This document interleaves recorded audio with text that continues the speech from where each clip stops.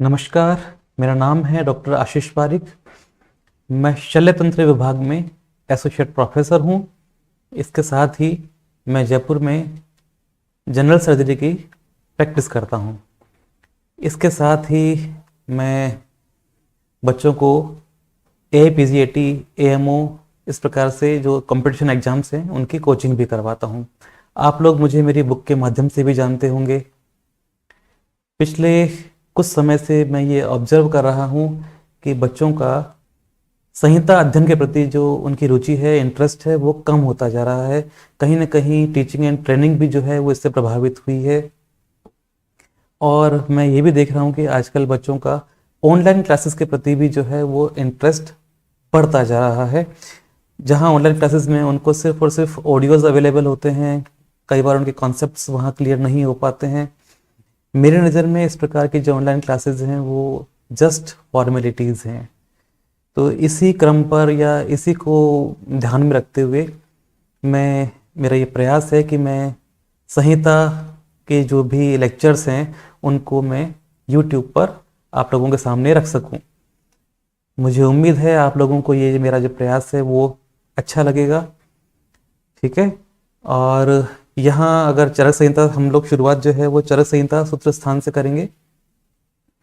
और चरक संहिता के लिए जो सबसे फेमस बुक है काशीनाथ पांडे या गोरखनाथ चतुर्वेदी, ठीक है, यही मैं इस बुक के लिए जो है प्रयोग में लाऊंगा या प्रेफर करूंगा।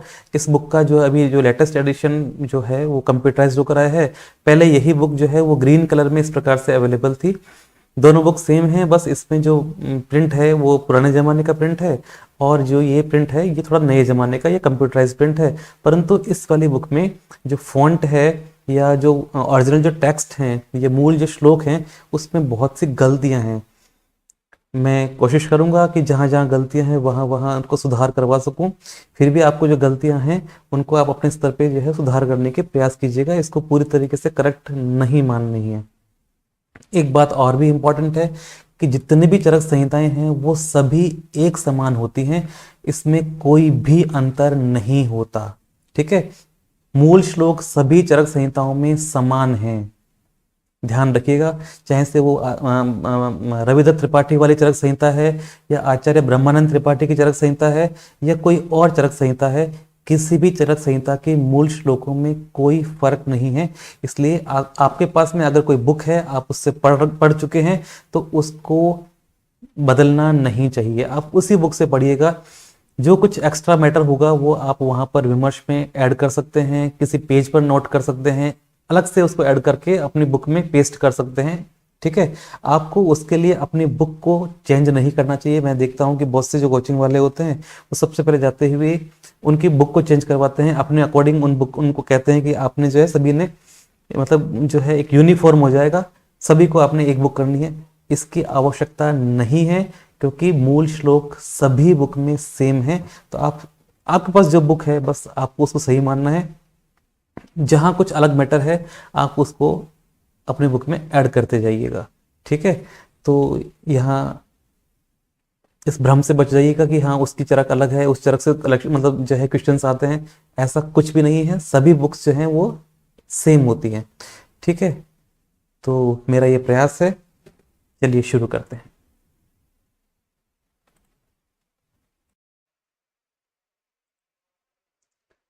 चरक सूत्र स्थान अध्याय नंबर 1, दीर्घन जीवतीय अध्याय। हम लोग चरक सूत्र स्थान का अध्याय नंबर 1 दीर्घन जीवतीय अध्याय की व्याख्या करेंगे। ठीक है। इसको समझने का प्रयास करेंगे। अगर आप सभी लोग संहिता अध्ययन में रुचि रखते हैं तो अपनी चरक संहिता में चैप्टर नंबर 1 इसको ओपन कर लीजिए। ठीक है। क्योंकि तभी आपको ये चैप्टर समझ में आने वाला है। अगर आप लोग डायरेक्ट वीडियो देख के समझने की कोशिश करेंगे तो समझ में नहीं आएगा। जहाँ जहाँ इंपॉर्टेंट है मैं वहाँ आपको बताऊंगा, आपने उसको मार्क करना है। ऑलरेडी मैंने इस पर मार्क कर रखा है। ठीक है। मैंने PDF में यहाँ पर शेयर कर भी रहा हूँ। और जो कुछ विमर्श में इंपॉर्टेंट टॉपिक्स हैं, अगर आपके विमर्श में हैं तो आप वहाँ पर उसको ऐड कर लीजिएगा, और अगर नहीं है तो आप उसको लिख लीजिएगा। कुछ बड़ा टॉपिक है, कुछ बड़ा मैटर है, उसे आप कॉपी में ऐड कर लीजिएगा। तत्पश्चात आप उसको अपनी चरक संहिता में पेस्ट कर लेंगे। ठीक है। तो अगर आप इस तरीके से करेंगे तो आपको डेफिनेटली संहिता अध्ययन में मजा आने वाला है। सबसे पहले हम लोग चरक संहिता का कुछ जो बेसिक इंट्रोडक्शन है उसके बारे में चर्चा करेंगे। तो यहाँ देखते हैं कि चरक संहिता का ही एक सिनोनिम है अग्निवेश तंत्र। ठीक है, चरक संहिता का ही ये एक सिनोनिम है अग्निवेश तंत्र। इसके उपदेष्टा हैं आचार्य पुनर्वसु आत्रेय।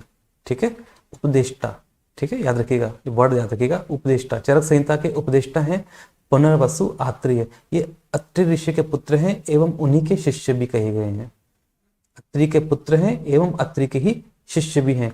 तंत्रकर्ता की बात करते हैं तो ये है अग्निवेश। ठीक है, अग्निवेश ने ही चरक संहिता को सूत्र रूप में लिखा है।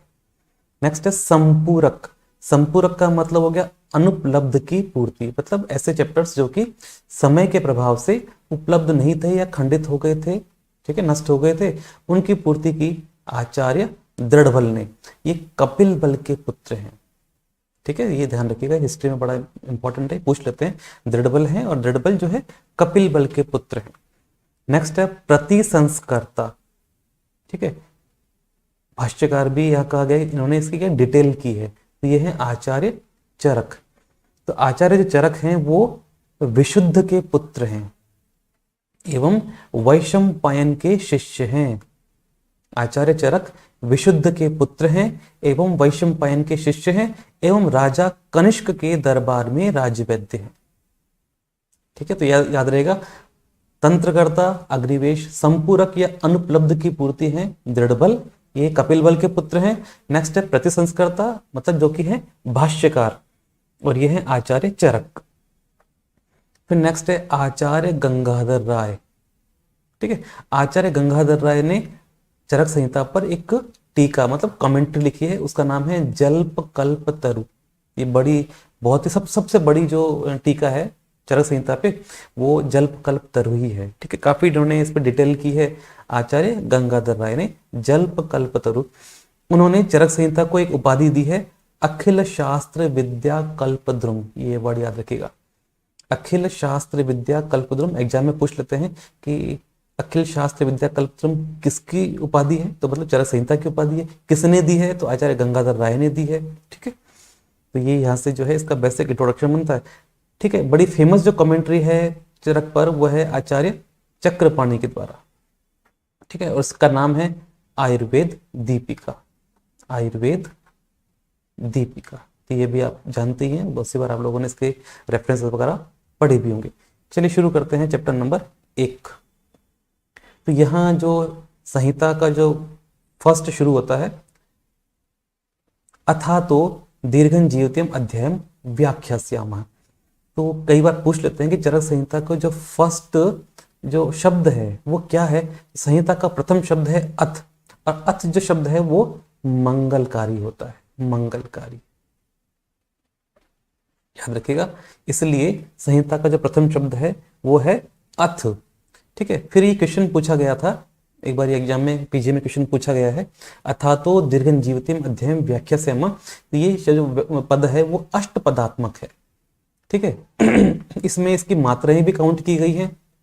आपने इसका डिटेल में नहीं जाना, ये क्वेश्चन एक बार पूछ चुके हैं, हो सकता है दोबारा इस क्वेश्चन को रिपीट कर ले, इसलिए आपने ध्यान रखना है। अदरवाइज ये क्या है, व्याकरण के दृष्टिकोण से ये क्वेश्चन पूछा गया है, हालांकि दोबारा इसके पूछे जाने की संभावना कम है, क्योंकि जनरली हमारी आजकल की ट्रेनिंग इस प्रकार से नहीं है कि हमारा जो व्याकरण का इतना डीप नॉलेज हो। नेक्स्ट है, जैसे हमने पढ़ा अथातो दीर्घं जीवत्यम अध्यायम व्याख्यास्यामः, उसी प्रकार से लाइन आती है अथातो धर्म व्याख्यास्यामः। तो ये जो लाइन है वो वैशेषिक दर्शन की लाइन है। ठीक है, तो अथातो धर्म व्याख्यास्यामः ये है वैशेषिक दर्शन, और अथातो दीर्घं जीवत्यम अध्यायम व्याख्यास्यामः ये है चरक संहिता के लिए। नेक्स्ट आप यहां नोट कर लीजिएगा, चक्रपाणी ने काक दंत परीक्षा बताई है अध्याय नंबर 1 में। तो काक दंत परीक्षा मतलब कौवे के दांत गिनने के बारे में। तो ये क्या है, शास्त्र की निष्प्रयोजनता के संदर्भ में आती है, बड़ी इंपॉर्टेंट है। काक दंत परीक्षा शास्त्र की निष्प्रयोजनता को ये रिवील करती है। ठीक है, क्योंकि कौवे के दांत बैठ के गिन रहे हो, आपकी मेहनत लग रही है तो सब वेस्ट हो जाएगी। उसका कोई यूज नहीं है। तो काकदंत परीक्षा आचार्य चक्रपाणि ने बताई है शास्त्र की निष्प्रयोजनता के संदर्भ में। फिर हम देखते हैं विमर्श में, आप देखेंगे तो इस संहिता में सूत्र स्थान में जो है ना 4 प्रकार के सूत्रों का निर्देश मिलता है। ठीक है, पहला हो गया गुरु सूत्र, दूसरा हो गया शिष्य सूत्र, तीसरा हो गया प्रतिसंस्कृत सूत्र और चौथा हो गया एकीय सूत्र। ठीक है, तो ये 4 प्रकार के सूत्र हैं जो इसे कहते हैं चतुर्विध सूत्र। ये आचार्य चक्रपाणि ने भी बताए हैं और आचार्य डलहन ने भी बताए हैं, तो ये आपने दोनों को ही ध्यान रखना है। नेक्स्ट आप कहीं नोट कर सकते हैं अनुबंध चतुष्टय। अनुबंध चतुष्टय क्या होता है? अभिधेय, प्रयोजन, संबंध और अधिकारी। ठीक है, अनुबंध चतुष्टय का मतलब हो गया 4 चीजें हैं, अभिधेय, प्रयोजन, संबंध एवं अधिकारी। नेक्स्ट हम देखते हैं आयुर्वेद का अवतरण। तो यहाँ बड़े कुछ पर्याय आएंगे, उन पर्यायों को आपको ध्यान रखना है। जैसे दीर्घम जीवितम अन्विच्छन, मतलब दीर्घ जीवन की इच्छा रखने से आचार्य जो भारद्वाज हैं वो उपागमत गए किसके पास? इंद्र के पास में।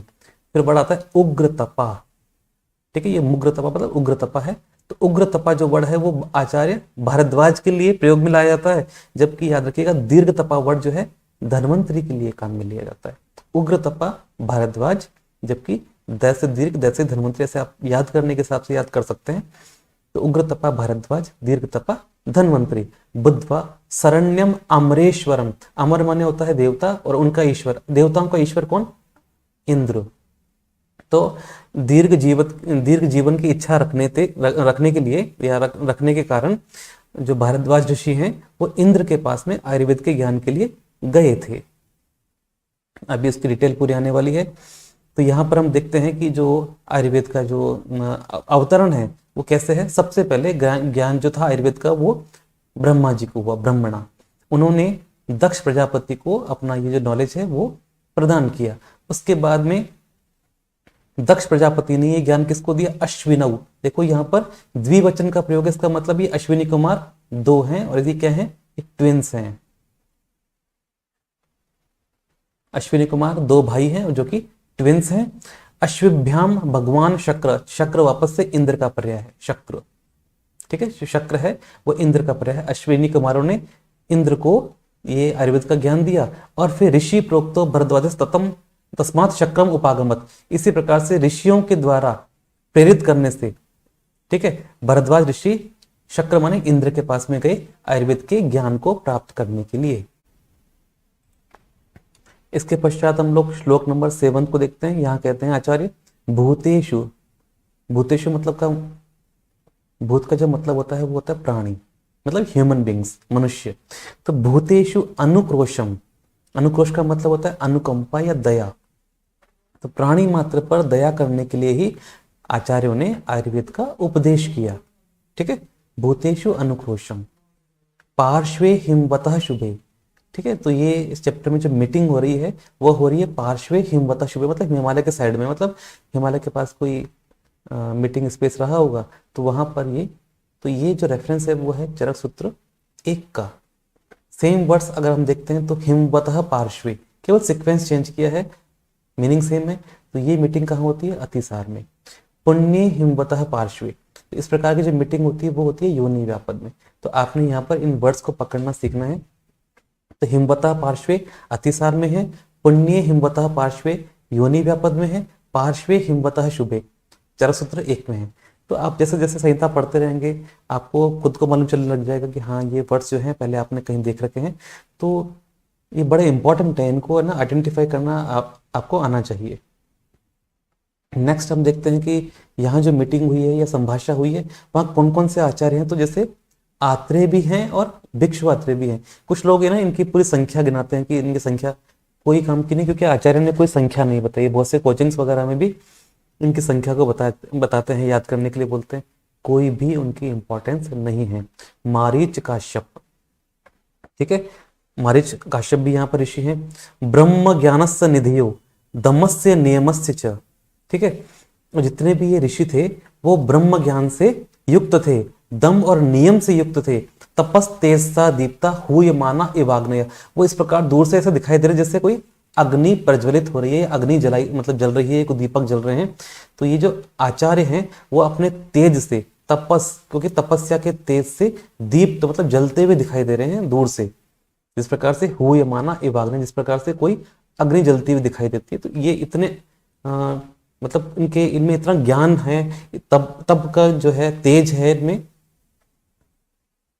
नेक्स्ट हम जैसे अभी हम लोग चरक संहिता का अवतरण देखा, आयुर्वेद का अवतरण, उसी प्रकार से हम लोग अन्य संहिताओं का भी यहाँ पर कंपैरेटिवली अवतरण की जो है चर्चा करेंगे।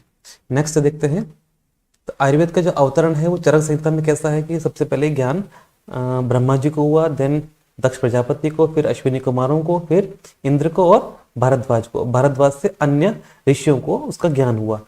सेम सुश्रुत संहिता में है, बस जैसे ब्रह्मा जी हैं, दक्ष प्रजापति हैं, अश्विनी कुमार हैं, इंद्र, यहां तक सेम है। उसके बाद में भरद्वाज के स्थान पर यहाँ पर धन्वंतरि को उन्होंने रिप्लेस किया, अदरवाइज सब कुछ सेम है। शिष्यगण मतलब सुश्रुत आदि उनके शिष्य जो हैं उन्होंने उनसे ज्ञान प्राप्त किया। नेक्स्ट हम देखते हैं कि अष्टांग हृदय का क्या है, तो सेम है, ब्रह्मा जी, फिर दक्ष प्रजापति, अश्विनी कुमार, इंद्र, यहां तक सभी आचार्यों का सेम है। ठीक है, उसके बाद इंद्र से सीधे ही अत्रि पुत्र मतलब पुनर्वसु, आत्रेय आदि ऋषियों ने ज्ञान प्राप्त किया, मतलब भारद्वाज के इन्होंने रिप्लेस कर दिया। भारद्वाज को जो है अष्टांग हृदय जो लघु वाग्भट है उन्होंने एक्सेप्ट नहीं किया। अष्टांग संग्रह की बात करते हैं तो ब्रह्मा जी, फिर दक्ष प्रजापति, अश्विनी कुमार, इंद्र, यहां तक तो सेम ही है। उसके बाद में आचार्य पुनर्वसु आत्रेय के नेतृत्व में धन्वंतरी, भारद्वाज, निमि, कश्यप, आलम्बायन आदि ऋषि जो है उनके नेतृत्व में इंद्र के पास में इस ज्ञान को प्राप्त करने के लिए गए थे। जबकि चरक में आता है कि भारद्वाज ऋषि गए थे, परंतु अष्टांग संग्रह के अनुसार जो है इंद्र के पास में जो उनके लीडर थे वो हैं पुनर्वसु आत्रेय, और उनके साथ साथ धन्वंतरी, भरद्वाज, निमि, कश्यप, आलम्बायन, ये सभी ऋषि उनके पास में गए थे। तो क्वेश्चन एक बार एग्जाम में पूछा गया था कि इंद्र से सीधे ही पुनर्वसु आत्रेय आदि या अत्रिपुत्र आदि ने ज्ञान प्राप्त किया, किसके अकॉर्डिंग, तो वह है अष्टांग हृदय के अकॉर्डिंग। तो ये चारों जो आचार्य हैं उनका कंपैरेटिवली आयुर्वेद अवतरण था। इसको आप लोग एक बुक में या एक पेज पे नोट कर लीजिएगा और बाद में इसको अपनी बुक में पेस्ट कर लेंगे। नेक्स्ट बात करते हैं, धर्म अर्थ काम मोक्षाणाम आरोग्यम मूलम उत्तमम। ये बड़ा इंपॉर्टेंट रेफरेंस बनता है। इस जो हमारे जो धर्म अर्थ काम मोक्षाणाम, ये आरोग्य का मूल है। ठीक है, नेक्स्ट है रोगास्तस्य फर्तार श्रेयसो जीवितस्य च। इस जीवन का श्रेय भी क्या है, रोगों से मुक्ति होना या रोगों को दूर करना ही इस जीवन का श्रेय भी कहा जाता है। ठीक है, इसलिए इन ऋषियों ने अपने जो दिव्य दृष्टि से है ना, ज्ञान चक्षुओं से क्या देखा, शक्रम ददृशु ध्यान चक्षुषा, उन्होंने ऋषियों ने ध्यान लगाया, ददृशु मैंने देखा कि इसके लिए जो सबसे सुटेबल पर्सन है वो है शक्र माने इंद्र। अमर प्रभु भी इंद्र का ही पर्याय है, अमर प्रभु, शक्र भी इंद्र हैं, अमर प्रभु भी इंद्र हैं। तो ऋषियों ने देखा कि आयुर्वेद का जो ज्ञान है वो इंद्र को है और इंद्र सबसे सुटेबल पर्सन है जो कि हमें वो ज्ञान दे सकते हैं, इसलिए उन्होंने भारद्वाज ऋषि को इसके लिए प्रिपेयर किया, तैयार किया। सहस्राक्ष मतलब जिसकी 1000 आंखें हों, सहस्राक्ष भी कौन है, इंद्र। तो यहाँ पर इंद्र के बहुत सारे पर्याय हैं। तो सहस्राक्ष भवन मतलब क्या हो गया, इंद्र का घर मतलब स्वर्ग। तो स्वर्ग में कौन जाएगा, शचीपति, शची इंद्र की पत्नी का नाम है, तो शचीपति मतलब हो गया इंद्र। बलहंतार, बल एक राक्षस है, उस राक्षस का वध इंद्र ने किया, इसलिए इंद्र का एक पर्याय बलहंतार भी है। ठीक है, बल नामक राक्षस को मारने के कारण ही इंद्र को बलहंतार भी कहा जाता है। और जब आचार्य जो भारद्वाज हैं वो इंद्र के पास पहुंचते हैं, उन्होंने क्या देखा, इंद्र कैसे दिखाई दे रहे हैं, दीप्यमानम इव अनलम, जिस प्रकार दीपक जलते हैं और जिस प्रकार अनल माने अग्नि जो है वो जलती हुई दिखाई देती है। सेम हिंदी में देखते हैं सेम मीनिंग निकलता है, हुय माना इवाग्नय, परंतु ये लाइन है महर्षि के लिए और दीप्यमानम इव अनलम यह है इंद्र के लिए। गलती नहीं करनी है, हिंदी में दोनों ही लाइन का मतलब सेम निकलता है। हुय माना इवाग्नय का मतलब है महर्षि के लिए जाएगी लाइन ना, जबकि दीप्यमानम इवनलम लाइन जाएगी इंद्र के लिए।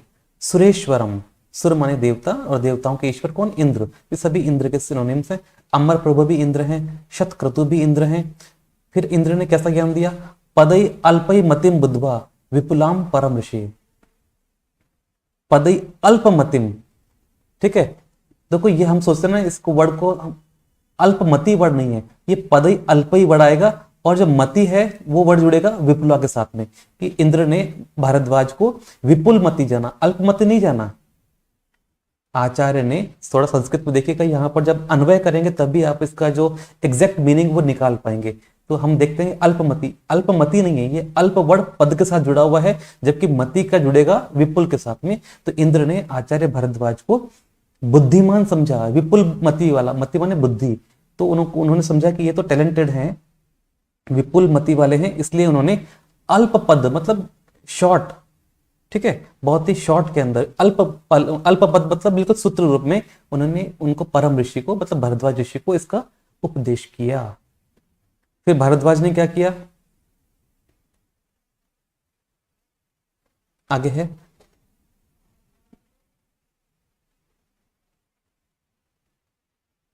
हेतुलिंग औषध ज्ञानम, ठीक है, हेतुलिंग और औषध ज्ञानम स्वस्थ आतुर परायणम। ये श्लोक भी आप लोगों ने याद किया होगा, इसका रेफरेंस भी आप लोगों को देखना है।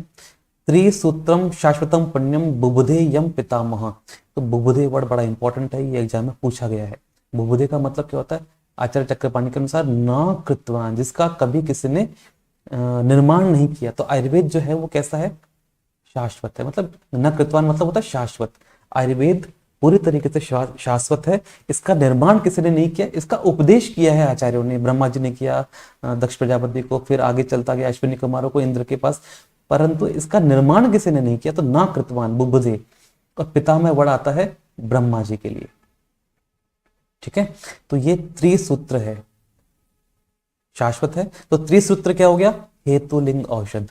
तो त्रिसूत्र है हेतु लिंग औषध, याद रखिएगा, बड़ा इंपॉर्टेंट है। हेतु लिंग औषध ही त्रिसूत्र है। आगे हम लोग इसको और डिटेल में देखने वाले हैं। सो अनंत पारम त्रिस्कंधम, ठीक है। तो यहां पे वर्ड आता है अनंत पारम। तो ये जो पार शब्द है, आचार्य चक्रपाणि ने आयुर्वेद दीपिका जो कमेंट्री है, टीका है, उसमें पार शब्द की व्याख्या करने हेतु गो बलिवर्ध न्याय का प्रयोग किया है। ये भी एक बार देख लीजिएगा, ये भी क्वेश्चन एक बार पूछा गया है। हालांकि ये बहुत डिटेल हो जाता है, चक्रपाणि के जो न्याय है इनको समझना, ठीक है। ये पीजी लेवल के क्वेश्चन है, पर फिर भी कई बार ऐसे क्वेश्चंस पूछ लेते हैं कि कम से कम कि न्याय का जो है रेफरेंस जो है वो कहाँ कहाँ आता है। मैं कोशिश करूंगा कि जहां जहां पर चक्रपाणि ने इंपॉर्टेंट न्याय बताए हैं मैं उनका रेफरेंस आपको बता सकूं, ठीक है। इसकी डिटेल हम लोग नहीं करेंगे कि ये क्या है। तो पार शब्द की व्याख्या के हेतु आचार्य चक्रपाणि ने गो बलिवर्ध न्याय का प्रयोग यहाँ पर किया है। फिर बढ़ाता है त्रिस्कंद, याद रखिएगा, त्रिस्कंद ही त्रिसूत्र है, त्रिस्कंद ही त्रिसूत्र है, याद रखिएगा, कुछ अलग नहीं होता है, ठीक है। त्रिसूत्र ही त्रिस्कंद है। और अष्टांग संग्रह मतलब वृद्ध भागवत ने त्रिस्कंद को ही स्कंद त्रय कहा है। अगर आप लोग गाइड पढ़ते हैं या कुछ बहुत से कोचिंग वगैरह में जो है ना, स्कंद त्रय का मतलब कुछ और निकालते हैं, वहां पर अगर आप देखेंगे तो वो हेतु दोष द्रव्य ऐसा करके कुछ बोलते हैं, क्योंकि ये गाइड में दिया है फ्रंट पेज पे, परंतु ये गलत है। अष्टांग संग्रह ने ही त्रिस्कंद को बताया है, और त्रिस्कंद का मतलब स्कंद त्रय ही है, ठीक है। मतलब ये भी हेतुलिंग औषधि ही है, कुछ अलग नहीं है, ठीक है। याद रखिएगा, गलती नहीं करनी है। स्कंद त्रय अष्टांग संग्रह ने बताया है, गाइड में गलत दिखा है, उसको करेक्ट कर लीजिएगा। स्कंद त्रय ही त्रिस्कंद है और वही त्रिसूत्री है, और इसका मतलब होता है हेतुलिंग औषध। नेक्स्ट हम देखते हैं आयु अमितम। इसको अगर इसका अन्वय करते हैं तो वर्ड बनता है अमित आयु। ये भी एक बार क्वेश्चन पूछा गया कि अमित आयु वर्ड किसके लिए काम में लिया गया है, तो वो आचार्य भारद्वाज के लिए काम में लिया गया। अमित आयु क्योंकि उनकी आयु की वृद्धि हो गई थी, तो अमित आयु कौन है? भारद्वाज। ऋषिभ्यो अनधिकम तच्च शिंचसान अनवशेष्यन। उन्होंने जैसा इंद्र से ज्ञान प्राप्त किया, अनधिकम मतलब ज्यादा भी नहीं बताया और कुछ अपने पास शेष भी नहीं रखा। एज इट इज उन्होंने जैसा ज्ञान इंद्र से प्राप्त किया वैसा ही उन्होंने ऋषियों को भी उसका उपदेश कर दिया। नेक्स्ट आता है दीर्घम आयुष्य के संतो, दीर्घ आयु की इच्छा रखने वाले। वेद वर्धनम आयुष, ये बड़ा इंपॉर्टेंट रेफरेंस बनता है। वेद वेद जो वेद वर्धनम आयुष है वो आयुर्वेद के लिए कहा गया है। वेद, ऐसा कौन सा वेद है जो कि आयु वर्धन के लिए कहा गया है? वेद वर्धनम आयुष, आयु मत आयु की वृद्धि के लिए कौन सा वेद है? आयुर्वेद। और रेफरेंस कहाँ है? चरक सूत्र 1। तो ये इंपॉर्टेंट रेफरेंस है, पूछ लेते हैं कई बार। नेक्स्ट हम देखते हैं जो ऋषि हैं उन्होंने क्या देखा? ज्ञान चक्षुषा, अपने ज्ञान चक्षुओं से क्या देखा कि जो 6 द्रव्य हैं, सॉरी 6 पदार्थ, सामान्य, विशेष, गुण, द्रव्य, कर्म एवं समवाय। ठीक है, तो ये आपने इनका सीक्वेंस याद रखना है, ये बड़ा इंपॉर्टेंट है, क्योंकि अगर आप पदार्थ विज्ञान पढ़ते हैं तो वहां पर वैशेषिक दर्शन के अनुसार भी इसका सीक्वेंस आता है, और वो क्या है? द्रव्य, गुण, कर्म, सामान्य, विशेष, समवाय। ये सीक्वेंस है वैशेषिक दर्शन का। और वैशेषिक दर्शन के आचार्य कौन है? आचार्य कणाद। ठीक है, तो आचार्य कणाद या वैशेषिक दर्शन के अनुसार इसका सीक्वेंस है द्रव्य, गुण, कर्म, सामान्य, विशेष, समवाय। जबकि आचार्य चरक के अनुसार हम उसको एक ट्रिक बना सकते हैं। देखो, हालांकि कोई बहुत अच्छी ट्रिक नहीं है, पर आप इसको बार बार पढ़ेंगे तो याद हो जाएगा। साबीगु द्रकस। ठीक है, शुरुआत में आपको अटपटा लगेगा, पर आप 4-5 बार इसको पढ़ेंगे तो आपको ये टंग पर चढ़ जाएगा। साबीगु द्रकस, साबीगु द्रकस, साबीगु द्रकस, ऐसे करके पढ़ेंगे तो मतलब सामान्य, विशेष, गुण, द्रव्य, कर्म और समवाय। तो ये चरक का सीक्वेंस है, यहाँ से बड़ा इंपॉर्टेंट है, याद रखिएगा। फिर विमर्श में अगर है तो आप इसको टिक कर लीजिएगा कि आयुर्वेद अभाव को नहीं, पदार्थ नहीं मानता। ठीक है, आयुर्वेद जो है अभाव को पदार्थ नहीं मानता है। नेक्स्ट श्लोक नंबर 30 पे देखेंगे। षडभ्य मतलब ये जो 6 पदार्थ पड़े, सर्वभूत अनुकंपया, वही बात आ गई, भूत मतलब प्राणी, अनुकंपा मतलब उन पर दया करने के लिए। ठीक है, फिर हम देखते हैं कि यहाँ पर जो आचार्य पुनर्वसु हैं उनके 6 स्टूडेंट्स हैं, 6, जबकि सुश्रुत के 7 हैं। सॉरी, धन्वंतरि के जो सुश्रुत आदि स्टूडेंट्स हैं उनकी संख्या 7 है। वो मैं यहाँ पर नहीं बता रहा क्योंकि उससे कुछ कंफ्यूजन यहाँ पर क्रिएट हो जाता। तो सबसे पहले आपने आचार्य पुनर्वसु की जो 6 स्टूडेंट्स हैं उनके नाम याद करने हैं। कौन कौन है? अग्निवेश, भेल, कुछ बुक्स में इसको भेड़ भी लिखा है, जतुकर्ण, पाराशर, हारित, क्षारपाणी। ठीक है, तो इनके नाम आपने याद करने हैं। ये 6 नाम एक साथ याद कर लीजिएगा। सुश्रुत का नाम हम अलग से याद करेंगे क्योंकि कई बार इनके नाम जो हैं वो मिक्स हो जाते हैं, इसलिए सबसे पहले आपने सिर्फ चरक के ही नाम याद करने हैं। नेक्स्ट है, इन 6 में से भी सबसे पहले जो संहिता निर्माण की वो किसने की? अग्निवेशो, क्योंकि बुद्धि विशेषस्त तत्रासीत न उपदेशांतरम। आचार्य ने तो सभी को समान ही उपदेश किया था। ठीक है, क्लास में हम देखते रहे कि सभी स्टूडेंट्स को बराबर ही टीचर्स ने पढ़ाया है, परंतु अग्निवेश की जो बुद्धि थी वो कुछ विशेष थी। ठीक है, कुछ प्रखर बुद्धि उनकी रही होगी, इसलिए तंत्र से कर्ता प्रथम, सबसे पहले तंत्र का जो निर्माण किसने किया? आचार्य अग्निवेश ने किया। ये तो अभवत। ठीक है, नेक्स्ट फिर ये जो 36 37 और 38 इसको आप लोग सरफेसली पढ़ लीजिएगा, यहाँ से जनरली क्वेश्चन नहीं बनते।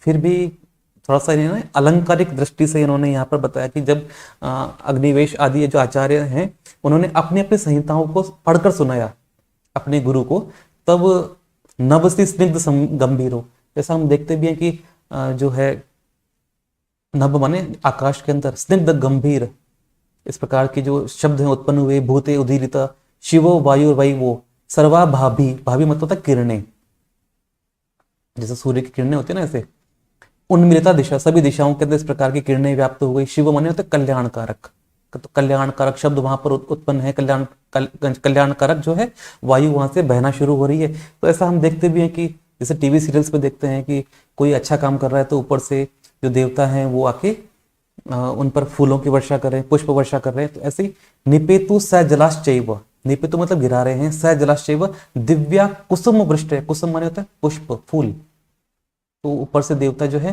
पुष्प गिरा रहे हैं। या स जलाश्चैव दिव्या, दिव्य कुसुम गिरा रहे हैं, या स जला मतलब जल के साथ।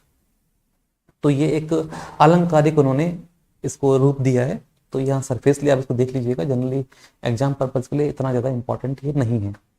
नेक्स्ट हम देखते हैं कि ज्ञान देवता जो है, ज्ञान देवता कितने हैं? ज्ञान देवता होते हैं 8।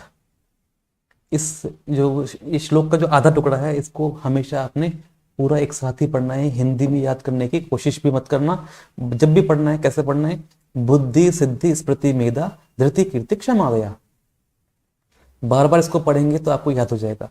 बुद्धि सिद्धि स्मृति मेधा धृति कीर्ति क्षमा दया, बार बार इसको पढ़िएगा, याद हो जाएगा। बहुत ही इंपॉर्टेंट है, ये 8 ज्ञान देवता है। क्योंकि कई बार क्वेश्चन बनता है ना, तो वहां पूछ लेते हैं कि निम्न में से कौन सा ज्ञान देवता नहीं है, तो वो तभी आप कर पाएंगे जब आपको ये एग्जैक्ट याद होगा, वरना नहीं याद होगा, फिर आप तुक्का लगाएंगे। और आयुर्वेद में तुक्के जनरली नहीं लगते हैं। आप एक क्वेश्चन सही कर देंगे तो 5 गलत कर देंगे। नेक्स्ट, ये बड़ा ही फेमस कोटेशन है, सभी को याद होता है। हिता हितम सुखम दुखम आयुस्तस्य हिता हितम मानम च तच्च यत्रोक्तम आयुर्वेदस्थ उच्यते। मैं इसकी डिटेल नहीं करूंगा, ठीक है, ये आयुर्वेद की परिभाषा है, ठीक है, इसका बड़ा इंपॉर्टेंट रेफरेंस है, सभी को याद रहता है। तो ये ध्यान रखिएगा, ये कहाँ बताया है, चरक सूत्र अध्याय 1 में। फिर हम लोग अष्टांग आयुर्वेद की कुछ बातें करते हैं, बड़े इंपॉर्टेंट है। आचार्य चरक ने अष्टांग आयुर्वेद कहां बताया, चरक सूत्र स्थान 30 में। ध्यान रखिएगा, अष्टांग आयुर्वेद चरक सूत्र 30 में आचार्य ने वर्णन किया, जबकि आचार्य सुश्रुत ने फर्स्ट चैप्टर में ही बताया सूत्र स्थान के। आचार्य चरक ने अष्टांग आयुर्वेद बताया लास्ट चैप्टर में सूत्र स्थान के, जबकि सुश्रुत ने बताया फर्स्ट चैप्टर में। तो हम यहाँ सिक्वेंस देखते हैं अष्टांग आयुर्वेद का। आचार्य चरक के अनुसार क्या है, सबसे पहले, क्योंकि चरक जो है वो काय चिकित्सा प्रधान ग्रंथ है, इसलिए काय चिकित्सा। नेक्स्ट हो गया शालाक्य, थर्ड पे डाला शल्य, ठीक है, चौथे पे डाला विष गर वैरोधिक प्रशमन, यही क्या है, अगत तंत्र है ना, अगत तंत्र, विष गर वैरोधिक प्रशमन ही अगत तंत्र है। भूत विद्या, कौमार भृत्य, देखो याद करने से कर सकते हैं, पंच महाभूत ऐसा करके ना 5वें नंबर पे आता है, इसका सीक्वेंस जरूर देखना, कम से कम चरक सुश्रुत का तो आपको सीक्वेंस याद होना चाहिए। कौमार भृत्य 6ठे नंबर पे है, 7वें पे रसायन, और जो 8वें पे आ गया वाजीकरण, तो ये ध्यान रहता है। फिर हम देखते हैं सुश्रुत का, क्योंकि जो सुश्रुत संहिता है वो शल्य प्रधान ग्रंथ है, इसलिए सबसे पहले है शल्य, सेकंड पर डाला शालक्य, और थर्ड पर डाल दिया काय चिकित्सा, चौथे पे है भूत विद्या, जबकि चरक ने भूत विद्या डाली थी 5वें नंबर पे, तो यहाँ चौथे नंबर पे है। 5वें पे है कौमार वृत्य, फिर हो गया अगध तंत्र, जो कि चरक ने इसको बोला था विषकर वैरोधिक प्रशमन, फिर है रसायन, और फिर हो गया वाजीकरण।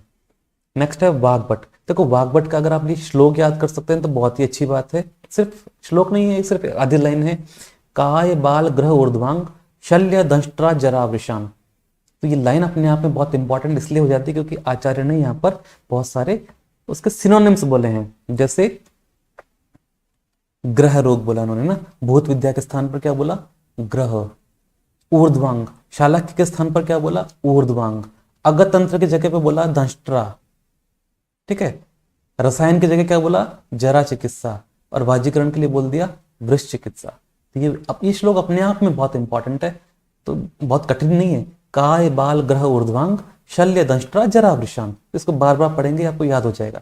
यहाँ इंपॉर्टेंट क्या है कि अगत तंत्र के जो पर्याय हैं, चरक ने बोला इसको विषगर वैरोधिक प्रशमन, जबकि सुश्रुत आचार्य ने क्या बोला, अगध तंत्र। आचार्य वाग्भट बोलते हैं दंष्ट्रा, जबकि आचार्य चाणक्य, इनको कौटिल्य भी कहते हैं ना, कौटिल्य, इन्होंने क्या बोला, जांगुली। नेक्स्ट हम हारित का सीक्वेंस देखते हैं, तो हारित ने भी ऑलमोस्ट जो सुश्रुत वाला है ना, कि जैसे सबसे पहले शल्य है, फिर शालाक्य है, फिर काय है, फिर बाल, अगध, भूत विद्या, रसायन वाजीकरण, इस प्रकार से बोला। थोड़ा सा सीक्वेंस चेंज किया है सुश्रुत से, बाकी सेम है। काश्यप देखते हैं, तो काश्यप कौमार वृत्ति, मतलब बाल रोग प्रधान ग्रंथ, इसलिए इन्होंने कौमार वृत्ति को सबसे फर्स्ट नंबर पे रखा। काश्यप भी अपने आप में इंपॉर्टेंट इसलिए है क्योंकि इन्होंने कुछ इस पे गड़बड़ कर दी, जैसे कि सेकंड पे हो गया काय चिकित्सा, थर्ड पर हो गया शल्य, फिर शालाक्य, और इन्होंने विष बोला है, भूत विद्या हो गया, अगत तंत्र बोल दिया, मतलब इन्होंने विष तंत्र भी बोल दिया और अगत तंत्र भी बोल दिया। रसायन बोला परंतु क्या नहीं बोला, वाजीकरण नहीं बोला, तो ये बाय मिस्टेक हो गया, मतलब विष तंत्र भी इन्होंने गलती से लिखा गया और अगत तंत्र भी लिखा गया। पर ये क्वेश्चन बन गया ना, तो ये अच्छा क्वेश्चन बनता है कि इन्होंने वाजीकरण नहीं बोला, विष तंत्र को अगत तंत्र ऐसा करके 2 बार बोल दिया। नेक्स्ट है राज निघंटु, बहुत ही इंपॉर्टेंट है, ये क्वेश्चन एक बार एग्जाम में पूछा गया था, तो बहुत ही टफ क्वेश्चन ये बन गया था। राज निघंटु द्रव्य गुण प्रधान ग्रंथ है, ठीक है, निघंटु हम जानते भी हैं, और इसके जो लेखक हैं वो हैं नरहरि पंडित। ठीक है, नरहरि पंडित। तो जाहिर सी बात है द्रव्य गुण प्रधान ग्रंथ है, तो फर्स्ट नंबर पे कौन है? द्रव्य गुण। सेकंड नंबर पे है रोग निदान। तो द्रव्य गुण और रोग निदान दोनों ही पहली बार किसी ने अगर इनको इंक्लूड किया है अष्टांग आयुर्वेद में तो वो है आचार्य नरहरि पंडित या राजनिघंटु, क्योंकि द्रव्य गुण को किसी और ने नहीं माना, रोग निदान को भी किसी ने नहीं माना। नेक्स्ट है काय, शल्य, भूत विद्या, विषतंत्र, कौमार वृत्ति और रसायन, वाज्यकरण इन्होंने भी नहीं माना है। ठीक है ना। तो इसको आप लोग एक कॉपी में या पेज में उतार लीजिएगा और फिर बाद में इसी में पेस्ट कर लीजिएगा। नेक्स्ट कहते हैं 42 पे, शरीर इंद्रिय सत्व आत्म संयोगो धारी जीवितम। ठीक है, ये आयु के लक्षण हैं, आयु के पर्याय हैं। शरीर इंद्रिय सत्व आत्म संयोगो, शरीर इंद्रिय, ठीक है, शरीर प्लस इंद्रिय प्लस सत्व, सत्व माने हो गया मन, आत्मा, इन सभी का संयोग क्या है? जीवन है। इसी का सिनोनिम्स है धारी। ठीक है, इसी का पर्याय क्या है? नित्यग, अनुबंध। ये सभी क्या है? आयु के पर्याय हैं। आयु के पर्याय हो गए अनुबंध, नित्यग, जीवन, धारी। ठीक है, फिर कहता है ये जो आयुर्वेद है, तस्य आयुषा पुण्यतमो वेदो। आयुर्वेद आयु के लिए सबसे पुण्यतम वेद है, पुण्यतम वेद। वेद विदाम मता, ऐसा कौन कहते हैं? वेदों को जानने वाले, वेद विदाम, वेदों को जानने वाले इस आयुर्वेद को आयु के लिए सबसे पुण्यतम वेद कहते हैं, क्योंकि वक्षते यत् मनुष्याणाम, अगर इसका अगर हम लोग उपदेश मनुष्य को करते हैं तो ये कैसा होगा? लोकयो उभयो हितम, दोनों लोगों के लिए, मतलब इहलोक और परलोक, ऐसा बोलते हुए हम व्यवहार के अंदर कि इस लोक में और परलोक दोनों के लिए ही हितकारक है आयुर्वेद, याद रखिएगा। नेक्स्ट है श्लोक नंबर 44। देखो ये चैप्टर वैसा इंपॉर्टेंट है, इसके लगभग सभी श्लोक इंपॉर्टेंट है, ये भी आप लोगों ने बड़ा अच्छे से याद किया होगा। सर्वदा सर्वभावानाम सामान्यम वृद्धि कारणम ह्रास हेतु विशेषश्च प्रवृत्ति उभयस्य तु। तो ये अपने आप में बड़ा इंपॉर्टेंट रेफरेंस है कि सामान्य और विशेष के बारे में कहाँ चर्चा की आचार्य ने।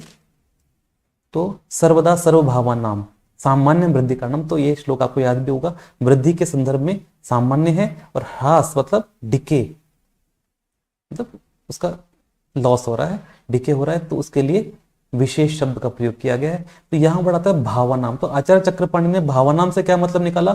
द्रव्य गुण कर्म को ही भावानाम माना है आचार्य चक्रपाणि ने। सर्वदा सर्वभावानाम, भावानाम का मतलब हो गया द्रव्य गुण कर्म, ऐसा कौन बोलते हैं? आचार्य चक्रपाणि। प्रवृत्ति उभयस्य, तो ये अपने आप में बहुत इंपॉर्टेंट है। ठीक है, बहुत चीजें जो बड़े मतलब विद्वान होते हैं वो इस पर बड़ी डिटेल करते हैं, मैं आपको बड़ा शॉर्ट में बताऊंगा कि प्रवृत्ति उभयस्य तो मतलब उभय माने दोनों की प्रवृत्ति एक साथ होती है। ऐसा नहीं होगा कि एक वक्त में सामान्य है और एक वक्त में विशेष है, ऐसा नहीं होगा, दोनों की प्रवृत्ति एक साथ होती है। तो अगर क्वेश्चन आता है प्रवृत्ति उभयस्य तो किसके लिए कहा गया? सामान्य एवं विशेष के लिए। तो दोनों की मतलब अगर कोई चीज की अगर वृद्धि हो रही है तो उसी वक्त किसी दूसरे का वहां पर ह्रास भी हो रहा है, मतलब सामान्य और विशेष दोनों एक साथ होते हैं। जैसे अगर कफ की वृद्धि हो रही है तो इसका मतलब वहां पर उसी वक्त वात का क्षय भी हो रहा है। ठीक है, तो ये आपने ध्यान रखना है। प्रवृत्ति उभयस्य, दोनों की प्रवृत्ति एक साथ होती है।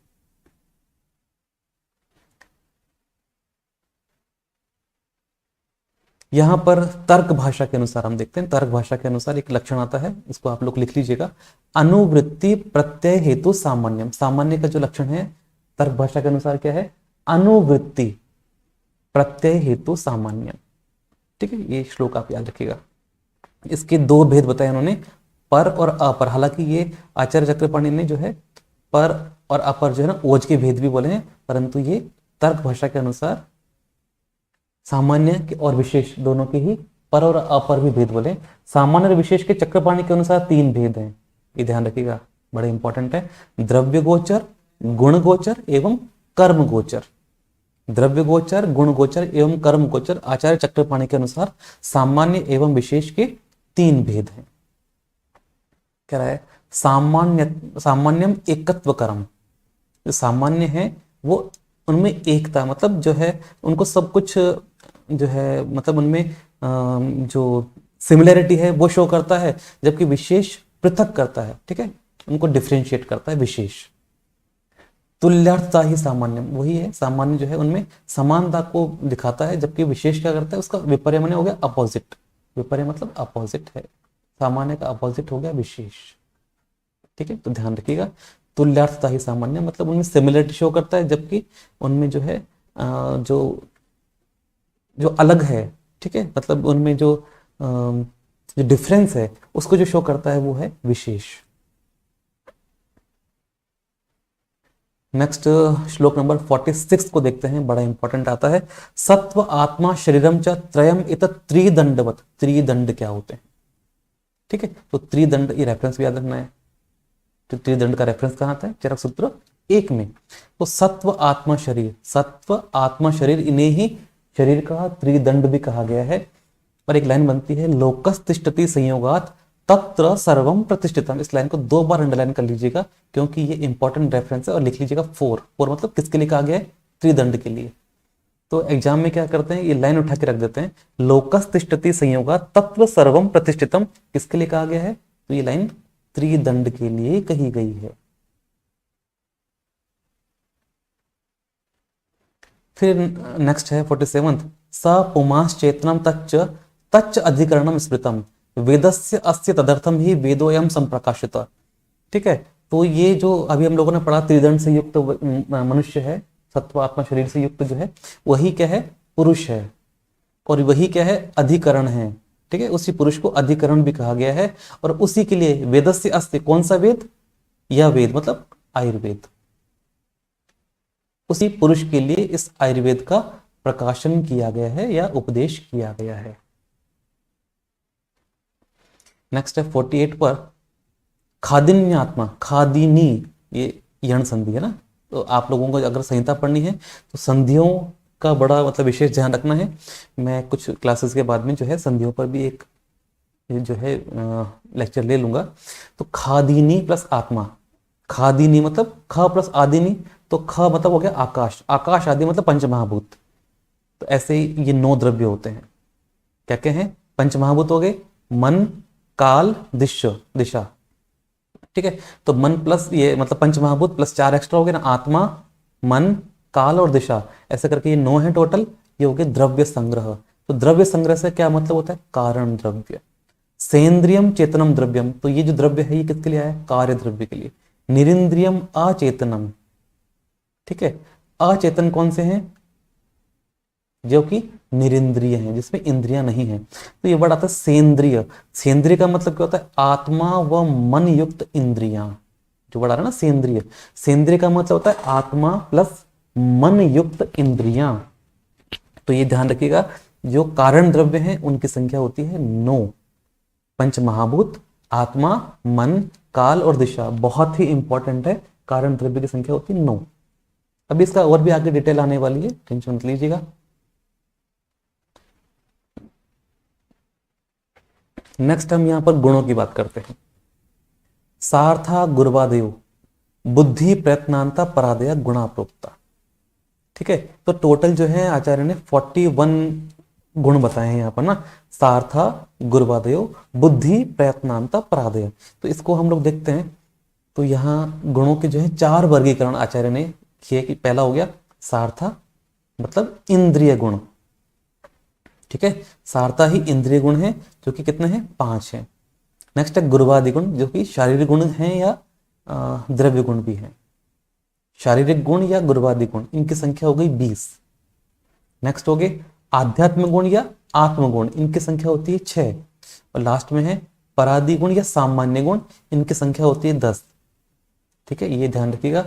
जैसे ना बहुत से जो पढ़ाने वाले हैं या बहुत से जो लोग हैं वो बोलते हैं कि सामान्य गुण ही परादि गुण है, क्योंकि ये इस विमर्श के अंदर परादि गुण सामान्य गुण का सिनोनिम डाल दिया है। पर जब आप चक्रपाणी टीका पढ़ेंगे तो मालूम चलेगा कि सामान्य गुण गुर्वादि एवं परादि दोनों के लिए ही प्रयुक्त हुआ है। ठीक है, तो बहुत सी बार क्या ना कि विमर्श पढ़ के हम लोग गलती कर बैठते हैं, तो उसको कंफर्म करिए, कर लीजिएगा। मैं मैक्सिमम कोशिश करूंगा जहां जहां पर गलतियां हैं या जो भी कुछ करेक्ट हुआ मैं वो साथ के साथ आपको सही करवा दूंगा। बहुत सी जो गाइड वगैरह में देखेंगे ना, वहां पर भी परादी गुण को ही सामान्य गुण बोला है। मैं इसको करेक्ट करवाता हूँ अभी। नेक्स्ट है, इसलिए कितने गुण हो गए? इंद्रिय गुण हो गए 5, द्रव्य गुण हो गए 20, आध्यात्म गुण हो गए 6 और सामान्य गुण हो गए 10, मतलब परादी गुण, इसको परादी लिख लेना। तो ऐसे टोटल गुण हो गए 41। तो यहां आपने देखना है कि सार्था ही वैशिष्टिक गुण भी हैं। ठीक है, सार्था को ही वैशिष्टिक गुण कहा किसने? आचार्य चक्रपाणि ने। गुरुवादी गुण को शारीर गुण कहा किसने? आचार्य गंगाधर राय। इनका बुक का नाम क्या था? टीका का नाम था जल्प कल्प तरु। ध्यान रखना है ना। तो आचार्य गंगाधर ने गुरुवादी गुण को कहा शारीरिक गुण। सामान्य गुण की बात करते हैं तो परादी एवं गुरुवादी दोनों ही सामान्य गुण कहे गए हैं आचार्य चक्रपाणि के अनुसार। तो इसमें गलती नहीं करनी, सामान्य गुण दोनों ही हैं।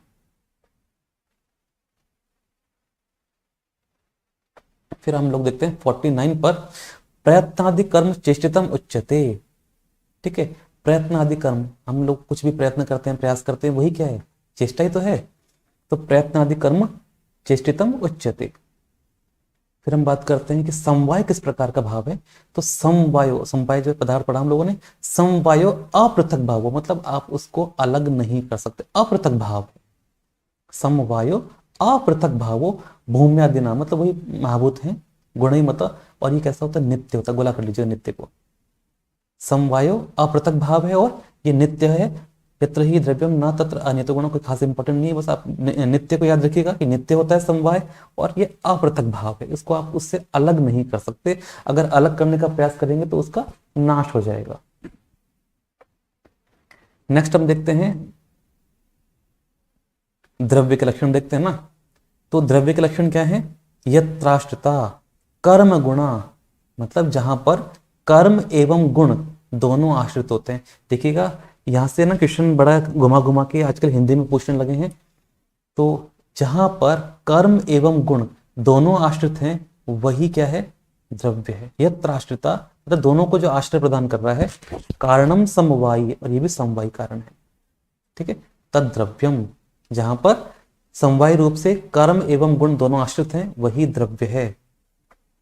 इसके अगर हम लोग आचार्य सुश्रुत के अनुसार परिभाषा देखते हैं तो क्या है? क्रिया गुणवत समवायी कारणम द्रव्यम, सेम लाइन है। ठीक है, फिर हम देखते हैं रसादिनाम पंचानाम भूतानाम, मतलब पांचों महाभूत हैं, रस वगैरह हैं। ठीक है, इनका जो आश्रय भूत है वो कौन है? द्रव्य। मतलब जितने पंच महाभूत हैं, ये रस आदि जितने भी द्रव्य मतलब भाव हैं, उन सभी का जो आश्रय है वो कौन है? द्रव्य है। ऐसा कौन कहते हैं? आचार्य भाव प्रकाश। फिर यहाँ कुछ इंपॉर्टेंट बात है, इसको आप लिख लीजिएगा। अभी जस्ट थोड़े दिन पहले जो एम्स में जो एग्जाम हुआ वहां से यहाँ से इस पे क्वेश्चन पूछे गए थे कि दो कैटेगरी बनाई गई है, मूर्त द्रव्य एवं अमूर्त द्रव्य। ठीक है, तो मूर्त द्रव्य कौन से हम जानते हैं? पृथ्वी, गंध जो है मूर्त द्रव्य हो गया। इसको आप लिख लीजिएगा, साफ साफ लिखना कॉपी के अंदर। जल रस के लिए हो गया, तेज रूप के लिए है, वायु स्पर्श। ठीक है, तो ये हमें मालूम है ये मूर्त द्रव्य है। मन भी मूर्त है। ठीक है, इसको टिक कर लीजिएगा।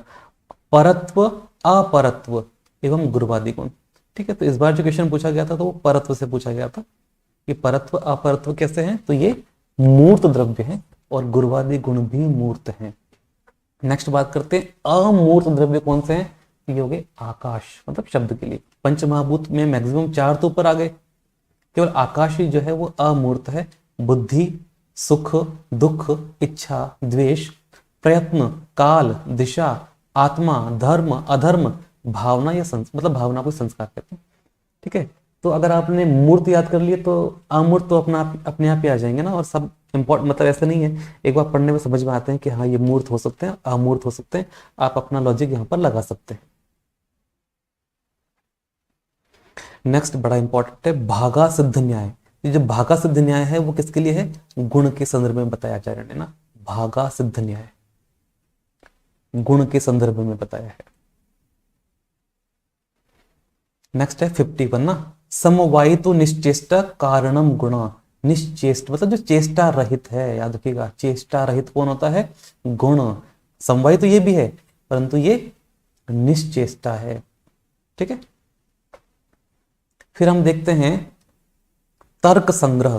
तर्क संग्रह कौन है, तर्क संग्रह के लेखक हैं अन्नम भट्ट, आचार्य अन्नम भट्ट। उन्होंने 24 प्रकार के गुण बताए हैं, याद रखिएगा। और आचार्य भाव प्रकाश ने 16 विशेष गुणों का वर्णन किया। 16 विशेष गुण है ये, तो पूछ लेगा अगर आचार्य भाव प्रकाश ने विशेष कितने गुण बताए तो हैं 16। और तर्क संग्रह लेखक हैं अन्नम भट्ट, इन्होंने बताए 24 गुण। यहाँ एक बात और आपको देखने में है कि आचार्य चक्रपाणी ने ना कुछ वर्ड्स पर बड़ा फोकस किया कि समवायी में छोटी अगर ई की मात्रा आ रही है तो वो द्रव्य के लिए आ रही है, और अगर वो बड़ी ई की मात्रा आ रही है तो वो गुण के संदर्भ में। जैसे अभी यहाँ पर बड़े ई की मात्रा है ना समवायी में, तो वो आ रही है गुण के लिए, और छोटे ई की मात्रा थी तो वो द्रव्य के लिए थी। आपने इसका डिटेल नहीं करना, सिर्फ इतना याद रखना है छोटी बड़ी ई की मात्रा कहाँ कहाँ पे है। तो बड़े ई की मात्रा गुण में है, छोटे ई की मात्रा द्रव्य में है। नेक्स्ट अगर आप याद करने के हिसाब से बड़े इंपॉर्टेंट आ जाता है यहाँ पर ना कर्मण्य गुण। ठीक है, तो कर्मण्य गुण किसने बताए, आचार्य भदंत नागार्जुन ने बताए, और इनकी संख्या है 10। और इस ग्रंथ का नाम है रस वैशेषिक। रस वैशेषिक, लेखक हो गए भदंत नागार्जुन। ठीक है, और ये 10 क्या क्या हैं, शीत उष्ण, स्निग्ध रुक्ष, विशद पिच्छिल, गुरु लघु। यहां तक तो सब कुछ मतलब एक का दूसरा वाला जो अपोजिट है, जैसे गुरु का लघु अपोजिट है, विशद का पिच्छिल है, स्निग्ध रुक्ष है, शीत का उष्ण है, परंतु मृदु और तीक्ष्ण कुछ अलग हैं। मतलब ये एक दूसरे के अपोजिट नहीं होते, क्योंकि मृदु का तो तीक्ष्ण हो गया, सॉरी मृदु का तो जो है वो कठिन हो गया, और तीक्ष्ण का जो है वो मंद होता है। तो यहां पर देखना है, तो कर्मण्य गुण जो है वो आचार्य भदंत नागार्जुन ने बताया, और इनकी संख्या होती है 10। 52 संयोग हम पढ़ते हैं कर्म के लिए ना, संयोगे च विभागे च कारणम द्रव्यम आश्रितम, और ये भी द्रव्य के आश्रित होता है। हम लोग ऑलरेडी पढ़ चुके हैं, संयोग और विभाग में कारण है, याद रखना। क्वेश्चन हिंदी में बड़ा कठिन बनता है कि जब बनेगा ना तो लैंग्वेज से घुमा देते हैं कि कौन सा निम्न में से कौन सा जो है वो संयोग और विभाग के लिए रेस्पॉन्सिबल है, तो आंसर जाएगा कर्म। कर्तव्य से क्रियाकर्मी तो कभी नहीं पूछेगा। कर्म न अन्यद अपेक्षते, इसको गोला कर लीजिएगा, न अन्यद अपेक्षते किसके लिए कहा गया, 4 करके लिखना, कर्म के लिए। मतलब कर्म किसी अन्य की अपेक्षा नहीं करता, न अन्यद अपेक्षते, दीर्घ संधि होगी ना प्लस अन्यद अपेक्षते, यहाँ विसर्ग था, सॉरी हलंत है, प्लस अपेक्षते, तो कर्म न अन्यद अपेक्षते। आगे कहता है इति उक्तम कारणम। ठीक है, तो ये बड़ा अच्छी लाइन है। ये जो कारण शब्द है यहाँ पर किसके लिए आया है, जड़ पदार्थों के लिए आया है। कारण शब्द का प्रयोग जड़ पदार्थों के लिए हुआ है। 53 श्लोक पे आ जाइएगा, इंपॉर्टेंट है। धातु साम्य क्रिया च उक्ता, योगी गुण संधि ना, च प्लस उक्ता। धातु साम्य क्रिया च उक्ता, तंत्रस्य अस्ति, होगी दीर्घ संधि ना, तंत्रस्य अस्य प्रयोजनम। तो तंत्र का प्रयोजन कहां बताया आचार्य ने, चरक सूत्र 1 में, याद रखना। तंत्र का प्रयोजन है चरक सूत्र 1 में, जबकि आयुर्वेद का प्रयोजन कहां बताया, चरक सूत्र 30 में, याद रखना है। तंत्र का प्रयोजन चरक सूत्र 1, आयुर्वेद का प्रयोजन चरक सूत्र 30 में। नेक्स्ट है श्लोक नंबर 54। काल बुद्धि इंद्रियार्थानाम योगो मिथ्या न चाहती च द्वयाश्रयणा। मतलब काल बुद्धि और इंद्रिय, इनका हीन योग, मिथ्या योग और अति योग, ये त्रिविधो हेतु मतलब हो गया हीन योग, मिथ्या योग और अति योग, याद रखना। द्वयाश्रयणा मतलब व्याधि के 2 आश्रय हैं, कौन कौन, शरीर एवं मन। ठीक है, तो काल बुद्धि और इंद्रिय, इनका अति योग या मिथ्या योग और अयोग, ये जो है त्रिविधो हेतु संग्रह कहा गया है। फिर हम लोग इन सभी जितने भी हैं कोशिश करते हैं कि, मैंने कोशिश की है कि इन सभी को एक जगह एक पेज पे समाहित किया जाए। कुछ बच जाएंगे उनको हम लोग आगे लिख लेंगे, जैसे त्रिसूत्र, मतलब जो 3-3 के जो पेयर्स है, मतलब जो है, मतलब जो समाहार है 3-3 का, वो मैंने कोशिश की है कि उनको सबको एक जगह पर नोट किया जाए। तो आप लोग इसे एक पेज पर नोट कर सकते हैं। त्रिसूत्र हो गया, त्रिस्कंद, हेतु लिंग औषध। स्कंद त्रय अष्टांग संग्रह के अनुसार हेतु लिंग औषध, याद रखना, गलती नहीं करनी है, अष्टांग संग्रह नहीं बोला, स्कंद त्रय। त्रिदंड, सत्व आत्मा शरीर। त्रिविध हेतु संग्रह, काल बुद्धि इंद्रियार्थ। इन तीनों का अयोग अतियोग मिथ्या योग, जस्ट अभी हम लोगों ने पढ़ा इसके बारे में। त्रिविध ज्ञान संग्रह क्या हो गया, आप्तोपदेश, प्रत्यक्ष, अनुमान, यह है त्रिविध ज्ञान संग्रह। त्रिविध बोध्य संग्रह क्या है, रोग की प्रकृति, समुत्थान एवं अधिष्ठान, ये हम लोग आगे पढ़ने वाले चैप्टर्स के अंदर। फिर त्रिएष्णा के बारे में बात करते हैं। त्रिएष्णा ये चरक सूत्र चैप्टर नंबर 11 में आएगा ना, चरक सूत्र 11 के अंदर, 11। प्राणेष्णा, धनेष्णा और परलोकेष्णा, ये कौन सी संधि होगी, प्राण प्लस एष्णा ना, ये होगी वृद्धि संधि। प्राणेष्णा, धनेष्णा, परलोकेष्णा चरक के अनुसार। प्राणेष्णा, धनेष्णा और धर्म एष्णा, ये हो गया आचार्य भेल के अनुसार। फिर है पुत्रेष्णा, वित्तेष्णा, वित्त माने धन, तो ये सेम ही है ना, वित्त को धन भी बोल सकते हैं, और परलोक को लोक बोल दिया। लोकेष्णा ये किसने बोला, बृहद आरण्यक उपनिषद के अंदर, बृहद आरण्यक उपनिषद में ऐसा बोला है। नेक्स्ट है त्रिस्थूण या त्रिस्तंभ, एक ही बात है, त्रिस्थूण ही त्रिस्तंभ है, वात पित्त कफ। फिर है त्रय उपस्तंभ, ये भी अलग अलग आचार्यों के अनुसार अलग अलग है। आहार, स्वप्न और ब्रह्मचर्य। देखो हम लोग बहुत से बच्चे जो है गलती करते हैं यहाँ पर, उसको वो लोग यहाँ पर निद्रा लिखते हैं, पर निद्रा किसी भी आचार्य ने नहीं बोला है। आहार है, स्वप्न है और ब्रह्मचर्य है। अष्टांग संग्रह के अनुसार आहार, स्वप्न, अब्रह्मचर्य। अष्टांग हृदय के अनुसार आहार, शयन, अब्रह्मचर्य। नेक्स्ट है त्रिवर्ग, धर्म अर्थ काम। चतुर्वर्ग क्या हो जाएगा, त्रिवर्ग प्लस मोक्ष।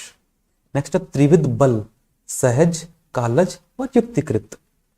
त्रिविध रोग मार्ग की बात करते हैं तो शाखा ये हो गया बाह्य, मर्म अस्थि संधि ये हो गया मध्यम, और कोष्ठ हो गया आभ्यंतर। तो शाखा, मर्म अस्थि संधि और कोष्ठ, ऐसे ये त्रिविध रोग मार्ग होते हैं।